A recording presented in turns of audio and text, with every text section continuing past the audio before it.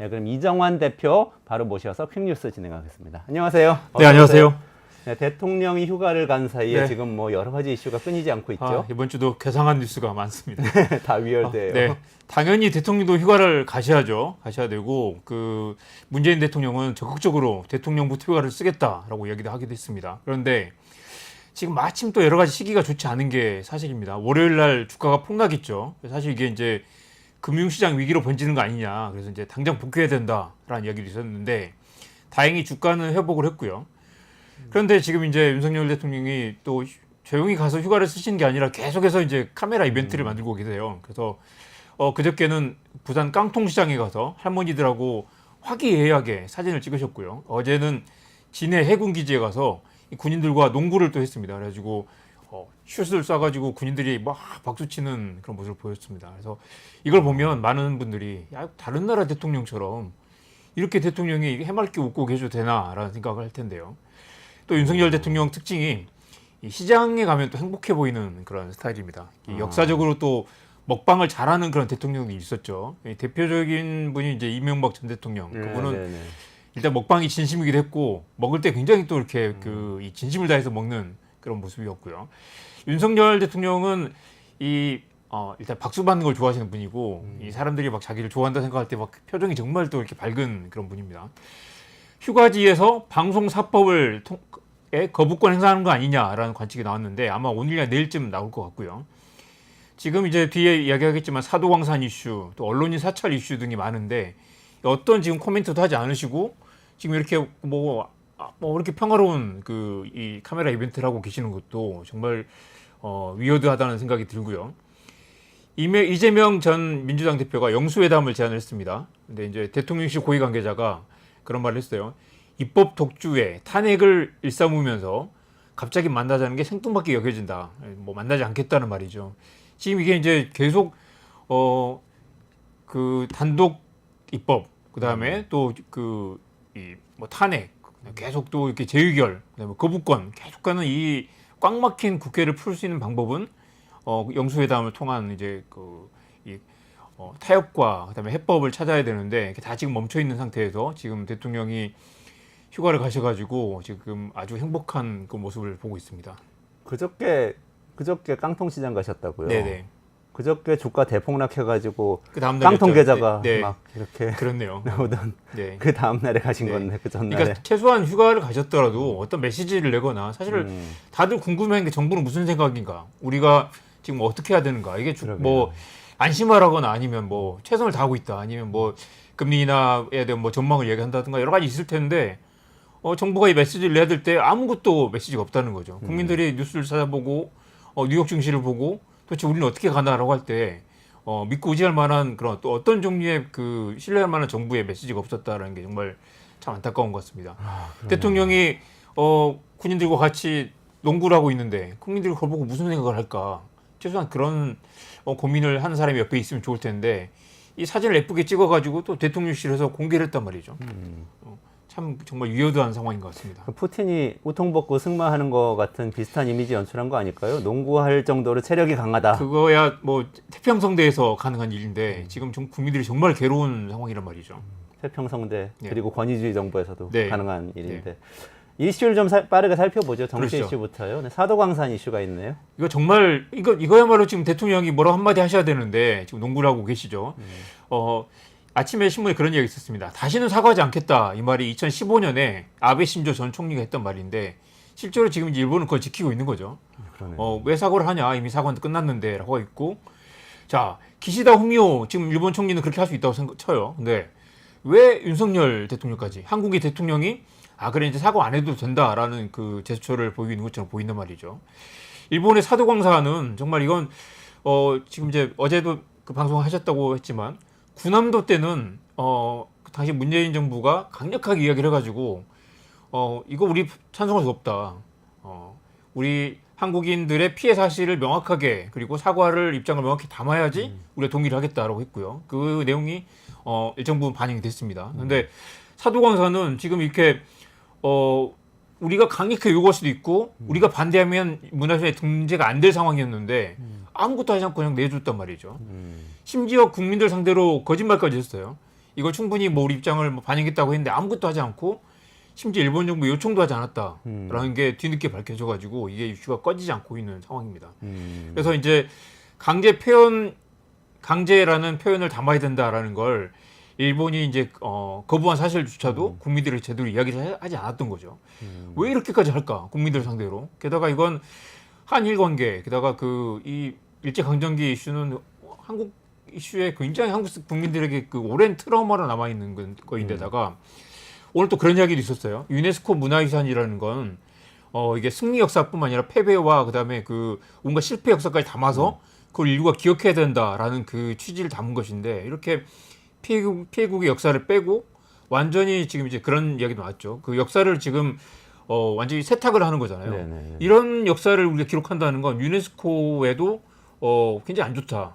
오늘 아침에 위생처리란 말이 있던데 미군이 6.25 전쟁 때 한국에서 이제 민간인 학살을 했단 말이죠.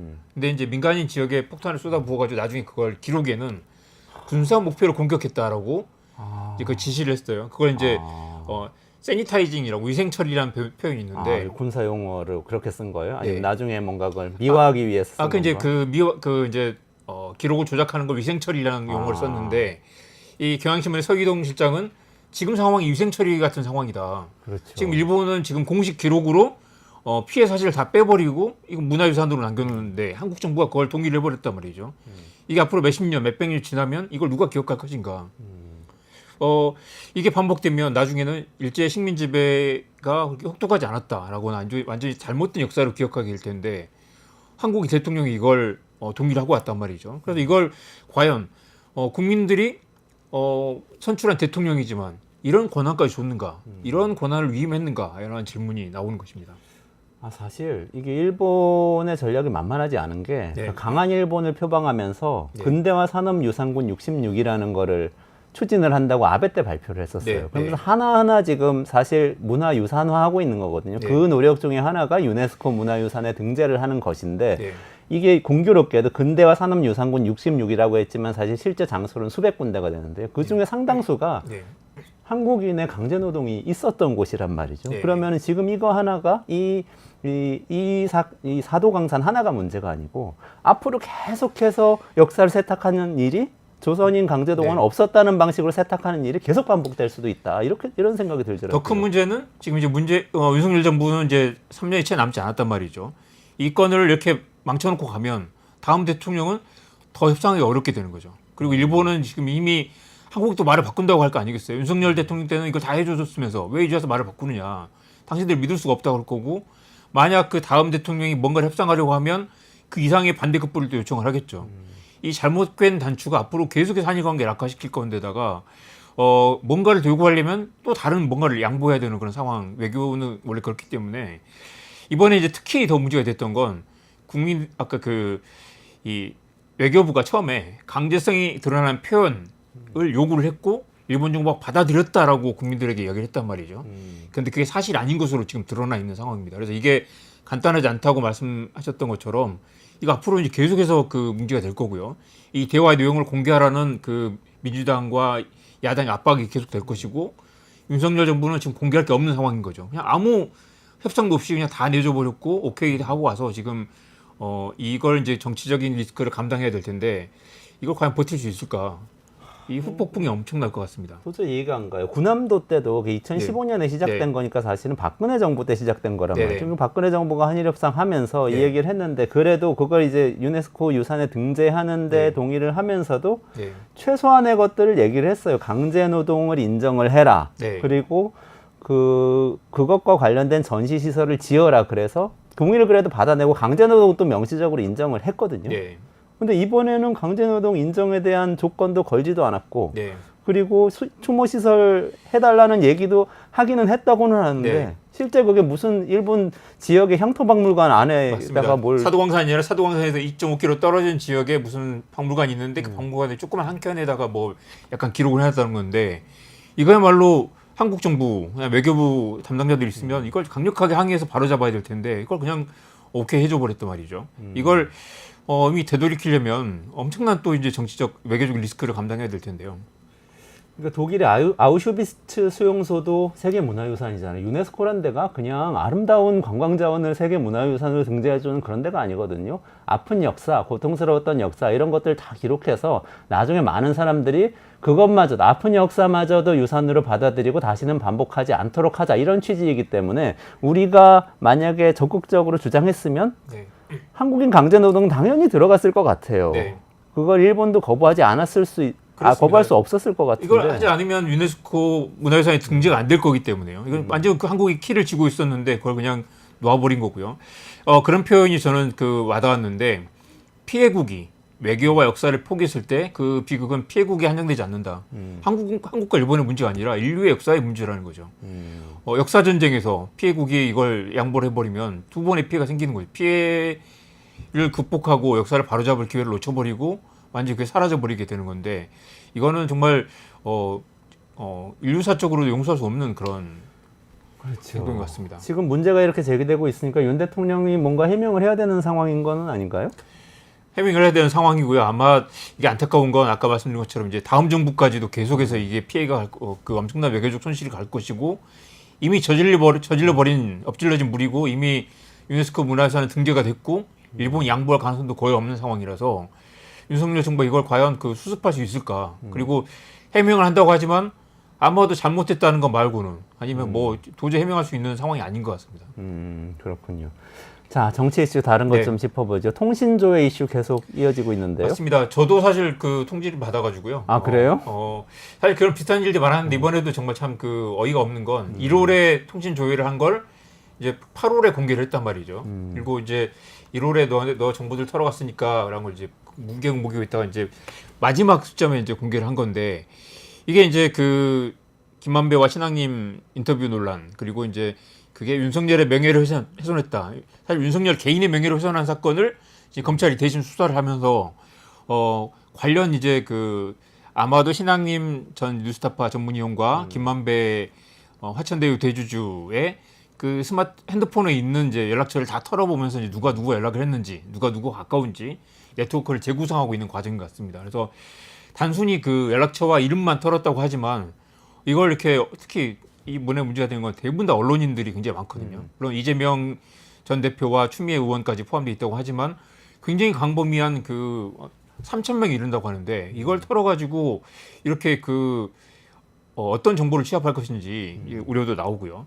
이게 또 이제 보면 통신 사실 조회 이제 그 통화 내역이나 이제 그 메시지 내역 등을 이제 검찰이 영장을 받아야 되는데 이 통신 조회는 그냥 요청만 하면 통신사들이 관행적으로 다 그냥 내주거든요. 안 내줘도 되는데 그냥 영장 없이 요청만 하면 다 무조건 내주는 대부분 다 그냥 그 아낌없이 내주는 그런 상황이라서 이런 식으로 지금 2024년에 이런 식으로 정보를 이렇게 그 국민들을 사찰해도 되는가라는 얘기 나옵니다. 또 재미있는 건 2021년 이제 문재인 정부에서 당시 공직자 고위 수사 비리조사처 공수처가 당시 이제 그 통신 조회를 또 비슷하게 광범위하게 했어요. 그때 윤석열 당시 국민의힘 후보가 미친 사람들이라고 공수처를 굉장히 비난을 했습니다. 강도 높게. 네네. 그러니까 이게 이 서 있는 곳이 다르면 풍경이 달라지는 것처럼 그때는 미친 사람들이라고 해놓고 지금은 이제 뭐 적법한 절차라고 얘기를 하고 있고요. 뭐 재밌는 건 또 당시 이재명 당시 민주당 후보도 당시에는 이제 뭐 사찰을 할 수 없다. 고위 공수처가 조사하는 과정에서 뭐 이렇게 뭐 자료 조사한 것뿐이다라고 했고 지금은 또 민주당은 윤석열식 블랙리스트라고 반발하고 있습니다. 그래서 이제 이게 이제 뭐 이제 사실은 이제 영장 없이도 쉽게 할 수 있는 거니까 너무 남발하는 경향이 있다. 이번 계기로 완전 이걸 그 어느 정도 그 통제를 해야 된다. 그래서 최근에 이제 권영세 국민의힘 의원도 이분도 검사 출신인데 너무 어떤 정권이 어느 정권이든 과하게 통신 조회를 하는 경향이 있다. 이걸 좀 이렇게 법원에서 통제를 해야 된다. 어떤지 그래서 저기 화면에 나오는 것처럼 영장으로 제한해야 된다라는 주장이 최근에 나오고 있습니다. 아, 그렇군요. 많은 분들이 또 오늘 댓글 주시고 있네요. 1일 영식님 반갑습니다. 아침 햇살님 아이고 또 오셨네요. 반갑고요. 레커그나이즈님 감사드리고요. 정부 수반 선출 선거 출마 김민수님 반갑습니다. 네, 또 걱정인데 또 그 사이에 주가 폭락하니까 또 금투스 얘기 나오네요. 네. 어떻게 된 거죠? 2022년 원래 도입됐어야 되는데 이걸 이제 2년 유예해서 내년부터 이제 시행이 되게 돼 있죠. 근데 이제 이게 사실은 주식으로 연간 5천만 원 이상을 번 사람들이 대상이기 때문에 15,000명도 안 된다는 얘기 나오고 그렇죠. 근데 이제 이 초특급 부자들의 세금을 깎아주려고. 근데 재밌는 건 또 이제 이재명 전 대표도 좀 더 유예하자. 내년부터 말고 한 몇 년 더 유예하자. 일단은 밀어보자라는 입장이었고 이걸 이제 민주당이 우클릭이라는 논란도 있었죠. 근데 국민의힘 아예 폐지하자라고 주장을 하고 있고요. 이거 보면 이제 국민의힘 지지자들 중에 이제 이런 초특급 부자들이 많기 때문에 그런 거 아니냐라는 얘기도 나왔는데요. 그런데 또 이제 국민의힘이 폐지하자고 하니까 민주당이 또 입장이 난처한 상황입니다. 왜냐하면 국민의힘이 지금 이제 여야가 워낙 대치하고 있기 때문에 서로 뭘 주장하면 한 발 빼는 양상. 사실 이제 민주당도 금투세를 좀 유예하고 싶은데 국민의힘이 제안한 걸 따라가면 지는 것 같은 그런 느낌이라서 아마 미루고 있는 게 아닐까 싶은데요. 그래서 지금 한동훈 대표가 이재명 전 대표의 약한 고리를 좀 물고 늘어진 느낌입니다. 왜냐하면 이재명이 이걸 한번 받기 시작하면 국민의힘 뭔가 이 주도하는 양상이 되고 또 만약에 이재명 전 민주당에서 거부를 하면 말을 바꿨다고 또 공격할 수도 있고요. 지금 이제 국민의힘도 뭔가를 이슈를 하나를 주도권을 갖고 싶기 때문에 그 주도권 중 하나로 이제 금투세를 계속 꺼내서 압박을 하고 있는 양상입니다. 저는 이거는 금투세 건은 가만 생각해 보니까 과거 민주당 정부와 과거 민주당의 전략 실패인 것 같아요. 그냥 네. 거래세를 조금씩 늘리면서 사실은 유지를 하면서 세수를 좀 맞습니다. 보완해 나갔어도 되는데 굳이 좀 교조적으로 금투세를 이 근로소득세처럼 이렇게 네. 도입하는 걸로 괜히 얘기를 꺼내가지고 지금 거래세도 줄고 그렇습니다. 그다음 금투세 도입도 못하게 돼 버렸잖아요. 그런 이야기도 있었죠. 그 부동산 관련 세금을 종합부동산세로 보유세로 나중에 다 이제 통합해서 이렇게 이 특정 부자들을 향한 뭐 징벌적 과세가 느낌 아니도록 하는 것처럼 금투세도 금투세뿐만 아니라 이제 이 소득세들을 좀 이렇게 다 통합하는 과정에서 새로 판을 짜야 된다라는 얘기 있었는데 이처럼 이제 초특급 부자들을 위한 어떤 이 목적세 같은 그런 느낌을 주면 반발이 좀 심하고 조세 저항을 이나 이제 입법하는 과정에서도 이렇게 곤란한 부분이 있죠.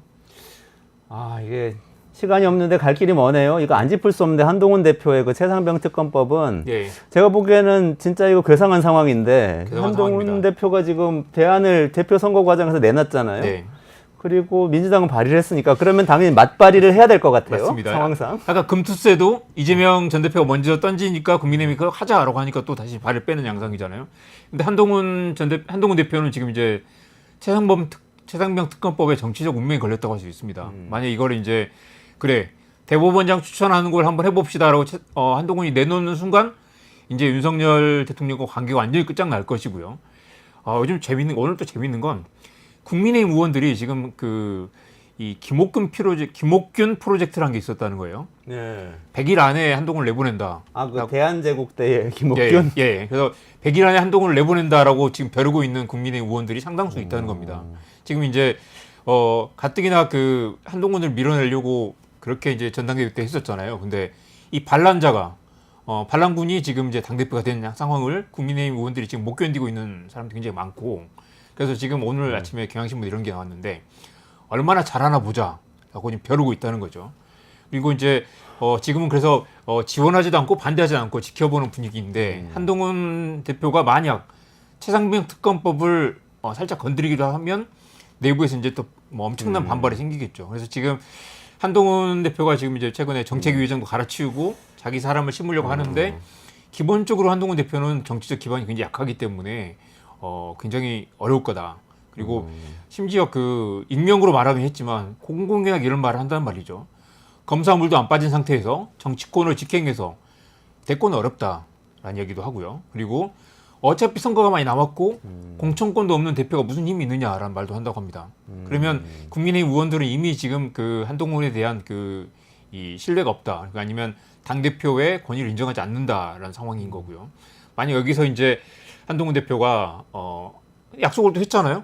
네. 최상병 특검법 어떻게 하겠다고 이거 그랬죠. 안 건드릴 수는 없다라고 했는데 워낙 또 이 윤석열 대통령이 이게 완강하기 때문에 이걸 건드리면 뭔가 여기에 고구마 줄기처럼 뭐 지금 김건희 여사 라인에 또 이 인맥이 또 나올 수도 있고 누가 누구를 통해서 전화를 했느냐, 누가 누구를 통해서 압력을 넣었느냐가 다 나올 거기 때문에 자칫하면 이게 이제 탄핵까지 갈 수 있다는 이야기 나와서 아마 한동훈이 이걸 과연 건드릴 수 있을까? 근데 못 건드리면 한동훈의 정치 생명도 끝난단 말이죠. 여기서 이 정치력, 그다음에 어떤 이 파워, 그다음에 추진력 같은 걸 보여주면 다음 기회가 생기겠죠. 근데 결국 한동훈과 윤석열 둘 중 한 명은 이 최상병 특검법을 계기로 한 사람의 운명은 끝날 수밖에 없다라는 거죠. 권력은 이인자를 항상 허용하지 않는다 이런 또 격언이 그렇죠. 생각이 나네요. 그러니까 그 이명박 대통령은 나를 밟고 가라라고 해서 박근혜를 키웠죠. 네. 두 사람의 어떤 이제 어떤 그런 그 암묵적 합의가 있었을 텐데 윤석열 대통령은 한동훈을 굉장히 아직도 부하로 보고 있다. 그래서 여러 지금 이제 그 국민의 안팎에서도 한동훈은 부하가 아니다라는 얘기를 조언하는 사람들 많거든요. 근데 이제 왜냐하면 이게 잘 넘어가야 그 지금 국정이 정상화되고 국민의힘이 어떤 이제 집권 여당으로서 역할을 할 텐데 두 사람의 지금 이제 그 갈등 관계 때문에 모든 게 멈춰 있는 그런 상황입니다. 그렇군요. 좀 지켜보고요. 네. 네, 경제 얘기로 넘어가야 되겠습니다. 딱 10분간 경제 얘기 하시죠. 지금부터. 그러시죠. 네. 블랙 먼데이죠. 먼데이. 네. 네. 그 이후에 지금 어떻게 되고 있죠? 그 엄청난 폭락을 했다가 다음날 또 크게 반등을 했죠. 했는데 재밌는 건 이제 일본 니케이 지수가 굉장히 이제 결국 그 금리 인상 때문에 크게 폭락했다 다시 크게 또 반등을 했는데 한국은 코스피 지수는 상대적으로 많이 빠졌지만 회복을 못한 모습입니다. 그래서 이 한국과 일본, 미국 그다음에 뭐 대만까지 다 비교해 보면 한국의 회복폭이 적습니다. 그래서 이제 이거 다 합쳐 보면 한국이 가장 많이 빠져 있는 상태예요. 아직도 퍼센티지로 보면 쭉 떨어졌다가 네. 회복을 덜한 상태. 네, 그렇죠. 여기 보시면 한국은 이제 그 지난 5일 동안 지금 7.39가 빠졌는데 그렇게 더 많이 빠진 일본은 6.79고 뭐 저기 다우나 저기 그 나스닥 같은 경우는 3% 정도라서 많이 빠지지는 않았습니다. 그러니까 왜 한국이 가장 이렇게 그 피해가 큰가? 미국이 재채기를 했더니 한국은 뭐 지금 독감에 걸려 있는 상황이기도 하고요. 그래서 이제 이런 분석이 있었습니다. 그 경제 위기가 발생하면 글로벌 투자자들이 가장 먼저 돈을 빼는 곳이 신흥국이다. 한국은 이제 아직도 이제 그 선진국 지수에 들어가지 못했잖아요. 경제가 좋아지면 가장 선진국 먼저 투자를 하는. 그래서 한국 우선순위에서 멀어져 있고. 그래서 한국이 이제 글로벌 투자자들의 ATM이다라는 말도 많이 하는 것처럼 우리가 지난 월요일날 보지 않았습니까? 이게 경제 흔들린다, 위축된다라고 하니까 가장 먼저 한국에서 돈을 빼가지고 이제 다른데 현금화하는 그런 모습. 그러니까 그만큼 한국이 아직도 이제 위험자산이라는 인식이 많다는 건데요. 이제 일단은 위기를 벗어난 상황이고 아직도 좀 지켜봐야 되겠지만 그런 얘기가 나옵니다. 그래서 이제 한국이 지금 문재인 대통령 때부터 모건 스탠리 선진국 지수에 들어가려고 여러 차례 시도를 했지만 실패하지 않았습니까? 그리고 지금 이제 윤석열 정부가 작년부터 올해 초부터 밸류업 프로그램을 한다고 했는데 밸류업 프로그램도 사실 구호만 있었지 실제로 밸류업이 됐는가라는 그런 의문이 여전히 있죠. 밸류업을 하려면 결국 이제 주주 가치를 높이는 그런 이제 여러 가지 제도적 장치가 있어야 되고 그리고 또 이제 한국의 또 이제 재벌 체제에 대한 어떤 보완도 필요할 텐데 그런 게 이루어지지 않는 상태에서 과연 선진국 지수 편입이 가능하겠느냐라는 얘기도 나오고요. 네. 지금 이제 경제의 기본적인 펀더멘탈 그리고 시장의 신뢰를 회복하기 위한 이 부분도 사실 결국 이제 집권 여당과 정부에서 역할이 중요한데 지금 이제 그게 다 멈춰 있는 상황인 거죠. 여전히 그래서 한국 기업들은 이익의 질이 좋지 않고 거버넌스가 좋지 않은 기업들 중심으로 더 빨리 빠지는 경향을 보였다. 우리가 한국 주식시장에 대한 자부심도 있었고 기업들 지난 몇 년 동안 또 실적이 좋았는데도 여전히 글로벌 시장에서 보면 한국 주식의 매력이 그렇게 크지 않다라는 얘기가 나옵니다. 아니 우리 사실은 근데 이번 폭락 직후에 네. 바로 전에 홍춘욱 대표가 나와가지고 저희 끝내주는 경제에서 일본 은행에서 금리를 인상한 것이 트리거가 돼서 전 세계 증시가 폭락했다 이렇게 분석을 했었어요. 네네. 근데 또 일본 은행은 금리 인상 이제 깜짝 놀라서 그랬나? 더 이상 안 한다고 또 발표를 했더라고요. 뭐 호되게 되었고 일단 이제 급한 불을 껐는데 어제 오늘 나온 이야기들 이제 또 제가 또 리포트를 많이 찾아보면 여전히 내관이 남아 있다. 그러니까 일본은 지금 이제 잃어버린 10년에 대한 트라우마가 좀 있잖아요. 그래서 지금 이제 자칫 잘못하면 또 그 상황으로 가겠다라는 우려가 있는 것 같고요. 그래서 이제 물가가 지금 계속 오르고 있고 엔저가 장기화되면 금리 인상 카드를 또 꺼내지 않을 수 없을 거다라는 여전히 이제 시장의 그 의심이 있습니다. 그래서 이제 지난주에 그 금리 인상 카드를 섣불리 꺼내가지고 세계적으로 지금 충격을 받았잖아요. 그렇지만 지금 한번 이제 시장이 좀 어느 정도 좀 안정되는 모습이기 때문에 어떤 형태로든 이제 일본이 잃어버린 10년으로 빠지지 않도록 좀 선제적인 그런 액션을 취할 가능성이 여전히 있고 리스크는 여전히 남아있다고 할 수 있겠습니다. 그렇죠.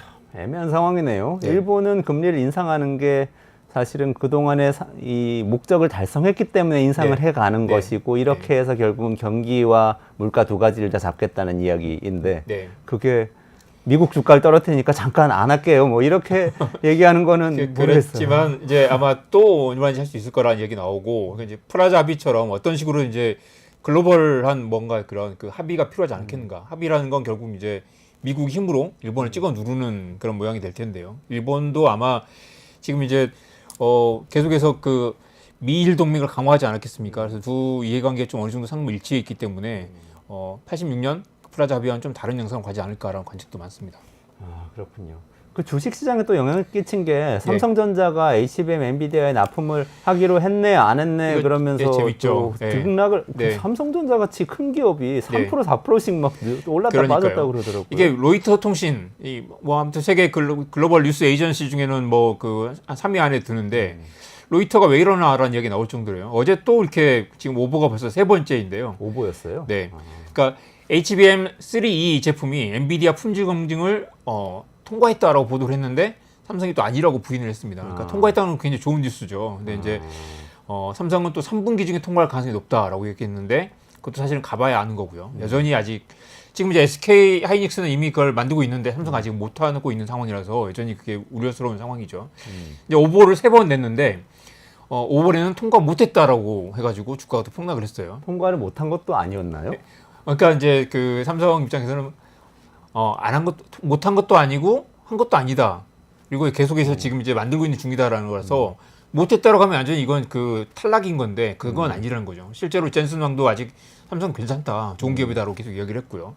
7월에는 또 테스트 기준을 통과하지 못했다라고 했어요. 못한 것도 아니라는 거죠. 그러니까 이게 이제 로이터가 왜 이렇게 그 단정적인 표현을 썼는지 모르겠지만 그때마다 이 주가가 급등락을 했습니다. 보면 이제 다행히 뭐 이제 오버인 것을 밝게 좀 회복을 하긴 했는데 그 말은 그만큼 이제 지금 삼성전자가 그만큼 취약하다. 맞아요. 아니면 시장에 확신을 줄 만큼 예를 들면 지금 우리 개발 거의 다 끝났고 확실하게 지금 통과될 거다라는 이야기를 못 하고 있는 상황인 거죠. 그래서 지금 이제 심지어 어제 통과됐다라고 하는데도 그걸 부인해야 될 만큼 아직 확실한 물건을 만들지 못하고 있는 게 아니냐라는 얘기도 나오고요. 또 한편으로는 이제 엔비디아 이야기를 할 텐데 블랙웰 출시가 늦어졌다는 얘기 있었죠. 네네. 블랙웰에 들어가는 게 이제 HBM인데 그게 늦어졌기 때문에 뭐 급하지 않다라는 얘기도 나오는데 그걸로는 사실 시장에 어떤 믿음을 주기 어려운 게 어쨌거나 지금 삼성이 그걸 여전히 못 만들고 있다. 그리고 HBM을 지금 한발 지금 크게 뒤쳐져 있는 상황이라서 굉장히 주가의 이 상승폭에 제한이 있는 그런 상황입니다. 반도체는 단일 품목으로 우리나라 수출 중에서 가장 큰 비중을 차지하고 있는 물건이고 네. 그리고 삼성전자는 가장 큰 반도체 기업이고 네. 우리나라 시가총액 1위인 것은 물론이고 네. 전 세계적으로 반도체 1위 네. 기업이라고 자부를 하고 네. 있는데 네. 이 기업이 로이터 통신에서 뉴스 단신 하나 나오면 주가가 네. 3% 4% 왔다 갔다 한다는 네. 게 저는 얼마나 지금 취약하고 불안한 것인가 네. 이런 우려가 들어요 사실. 이 신뢰를 다시 구축할 만한 뭔가 확실한 뭔가 시그널과 뭔가 지표 그다음에 뭔가 이렇게 확실한 뭔가 이렇게 이 구체적인 물건을 보여줘야 될 텐데 아직 그런 상황이 아니죠. 근데 또 그 와중에 방금 말씀하신 젠슨 황 네. 엔비디아 CEO는 주식을 왕창 팔았다면서요. 네. 자기 주식을. 야, 우리가 보면 그 CEO나 아니면 내부 관계자가 주식을 판다는 건 뭐 장기적인 전망이 있으면 팔지는 않겠죠. 충분히 올랐다라고 판단한다는 거고 그게 시장에 굉장히 엄청난 충격이 되죠. 그러니까 엔비디아 주가가 최근에 많이 떨어진 것도 그런 이유와 무관하지 않을 텐데요. 지난달에 무려 3억 2천만 달러를 매도를 했습니다. 근데 이것도 보면 6월부터 매답한 게 5억 달러니까 5억 달러면 우리 돈으로 한 7천억 가까이 되거든요. 7천억 정도를 현금화를 했다는 거죠. 그래서 이제 젠슨 왕이 그냥 크다. 그냥 충분히 올라서 잠깐 조금 팔아봤는데 운이 좋았다. 폭락하기 전에 팔아서 운이 좋았다라고 말을 했죠. 근데 그 이야기를 듣는 또 투자자들은 얼마나 또 괴로울까요? 그러니까 운이 다들 그걸 쥐고 있으면서 아니면 그 중간에 또 젠슨왕이 팔고 있을 때 열심히 또 들어간 추격 매수한 사람들이 있었을 거 아니에요. 지금 이제 주가가 꽤 많이 폭락을 했는데 젠슨왕이 여전히 보유 자산이 145조 원 정도 됩니다. 그러니까 어마어마하죠. 그러니까 그 중에 정말 아주 조금 팔았을 뿐입니다. 좋습니다. AI 거품론 그 엔비디아 삼성전자 얘기는 조금 있다가 최승병 박사가 또 좀 더 짚어드릴 테니까 좀 더 기다리시고요. 한 2분 정도 안에 우리 미국 대선하고 안세영 선수 얘기 좀 정리해 주시고 그렇죠. 가시죠. 대선. 이거 아까 이제 위원들 이야기하셨지만 이 벤스라는 사람이 이제 그 힐빌리의 노래 그다음에 굉장히 또 강력한 또 이렇게 보수 진영이 있는 사람이라면 이 팀 월스는 정말 이렇게 또 대머리에 굉장히 또 뭐 배도 나오고 게다가 또 이렇게 굉장히 이 소탈한 외모의 아저씨인데다가 이 또 미네소타가 또 이제 굉장히 또 그 진보적인 또 이렇게 그 성향의 또 이렇게 정책을 많이 펼쳤단 말이죠. 무상급식도 하고 그다음에 또 지금 낙태가 이슈인데 낙태를 가장 먼저 또 그 보장하는 그런 주의도 하고요. 근데 이제 문제는 이 팀 월스가 이 카멜라 해리스의 그 부분을 좀 이렇게 단점을 보완해 줘야 되는데 카멜라 해리스보다 더 이제 더 그 강력한 그 진보적 성향이란 말이죠. 그래서 카멜라 해리스의 그 이 성격을 재정의하지 못한다라는 게 오늘 이제 뉴욕타임즈에 나왔던데요. 그럼에도 이분이 또 역대급으로 연설을 또 잘한다. 유머가 넘치고 또 말도 굉장히 잘하고 이렇게 그 또 사람들에게 뭐 비전과 희망을 주는 그런 메시지를 잘 던지는데 이게 이제 중요한 또 변수가 될 거라고 하죠. 근데 아까 말씀하신 것처럼 이제 정말 괴상한 사람들이다. 그 표현을 해가지고 그게 엄청난 또 이제 그 선거 판도를 바꾼다라는 얘기 나오는데요. 재미있는 건 그런 게 있었어요.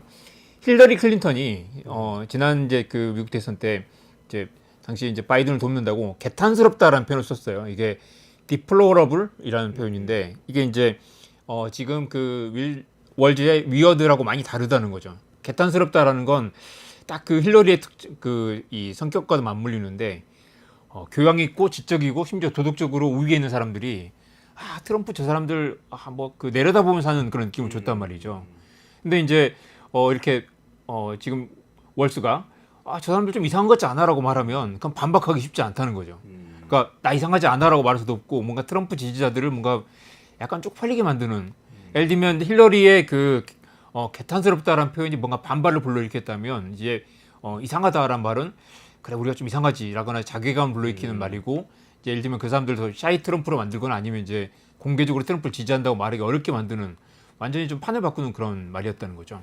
저는 그 번역이 디플로벌이 저 사람들 연구 대상이야 이런 것 같아요. 그리고 위어드는 그냥 괴상해. 그러니까 두 개 되게 다르잖아요. 연구자가 연구할 수 있는 거잖아요. 맞아요. 그래서 이제 그 힐러리 클린턴의 그 뭔가 이렇게 그 딱딱하고 뭔가 권위적인 이미지와 달리 굉장히 서민적이고 소탈한 이미지. 그리고 지금 이제 중서부 지역 이 경합 지역에서 경합 지역에서 이제 그 얼마나 이 지지율을 확보하느냐가 관건인데 이 두 사람 다 벤스와 월스 둘 다 이제 그 경합 지역에서 첨예하게 이제 그 충돌하고 있는 상황입니다. 지금 해리스가 49%, 트럼프가 47% 나오는 조사까지 나온 거죠. 네. 아직은 이제 우리 이런 그 통계 얘기할 때 여전히 오차범위 아니다라고 하지만 오차범위 안에서 일단 앞서 있는 것, 그다음에 그것 자체가 그런 신호 자체가 굉장히 또 뭔가 이렇게 선거는 기세잖아요. 기세가 그렇죠. 좀 바뀌는 거 아니냐라는 얘기도 나오고요. 그리고 이제 위스콘신, 그다음에 미시간, 펜실베니아 이 경합주들에서 이미 해리스가 앞섰거나 빠르게 따라잡는 그런 모습도 보이고 있습니다. 그렇군요. 마지막으로 간단하게 안세영 선수 귀국했는데 뭐 별 얘기는 안 한 것 같던데요? 그래도 몇 가지 중요한 쟁점들이 있죠. 그래서 이제 이걸 보면 그 엘리트 체육의 이제 그 여러 가지 이제 그 이면들이 좀 드러나기도 했고요. 그리고 이제 세 가지 짧게 얘기할까요? 무릎 부상을 당했는데 대표팀이 너무 안일하게 대처했다. 근데 또 대표팀이 이제 어제 또 장문에 또 이렇게 보조를 내가지고 해명을 했어요. 그래서 이제 대표 회복을 권유했는데 안세영이 굳이 대회 참가를 고집했다. 전담 트레이너도 붙여줬다. 그리고 발목을 다쳤을 때는 한국에서 한의사를 데려다가 직접 그 비용이 또 몇 천만 원 들었다라는 얘기도 했습니다. 그걸 듣고 보면 또 협회가 또 나름 또 뭐 안 한 건 아니다라는 생각도 드는데 이 안세영 이 선수는 또 자기가 사실은 굉장히 또 그 중요한 지금 역할을 하고 있기 때문에 그만큼 대우를 받을 자격이 있다고 보는 거예요. 그래서 이제 왜 복식 선수들을 더 우선해서 챙기느냐라는 불만도 있었고 또 이제 개인 후원을 받고 싶은데 우리도 이제 프로니까 개인 후원을 받아서 뭐 이제 좋은 신발 아니면 또 따로 이제 뭔가 그런 개인 브랜드를 키우고 싶은데 후원사 브랜드 신발을 억지로 신어야 됐다는 거죠. 그것도 사실 불만이었다. 그리고 이제 대표팀에서 나가고 싶다라는 말도 했는데 한국 규정상 대표팀에서 나가면 아예 국제대회 출전 자격이 안 되는 상황입니다. 그래서 이게 갖는 의미가 뭐냐면 경향신문 이런 말을 했어요. 투혼과 열정만 앞세우던 시대는 지났다. 그러니까 뭐 그냥 열심히 뛰어라가 아니라 열심히 뛰게 하려면 최고의 대우를 해줘야 된다는 거죠. 우리가 그렇죠. 뭐 박찬호나 아니면 지금 뭐 손흥민 선수 같은 경우 보면 초특급 선수들 높은 이 뛰어난 재능을 그만큼 평가를 해주잖아요. 이제 그런 것들이 올림픽에서 부족했다. 우리가 뭐 라면 먹고 뛰던 그런 시절 아니니까요. 마지막 한마디만. 그래서 한겨레는 이 엘리트 선수 육성 제도가 과거에 뭐 이렇게 훈련과 뭐 그 이 집체적 선수 관리, 통제 그런 그 이 관성이 안주했다면 이제는 그런 시대가 아니다. 그래서 구조적 변화가 필요한 시점이다라는 겁니다. 알겠습니다. 더 자세한 내용은 이종훈 스포츠 평론가하고 끝내주는 경제에서 짚어봤으니까 그거 좀 보시면 더 깊이 아실 수 있을 겁니다. 이정환 대표하고 같이 한 주일 동안 가장 중요한 퀵뉴스 짚어봤고요. 조금 기다리시면 최승병 삼성경제연구소 전수석 연구원하고 같이 엔비디아 삼성전자 뒤덮고 있는 이 기술적 문제 짚어보고요. 중동전쟁이 일어나는지 짚어보겠습니다. 이정환 대표님 고맙습니다. 네, 고맙습니다.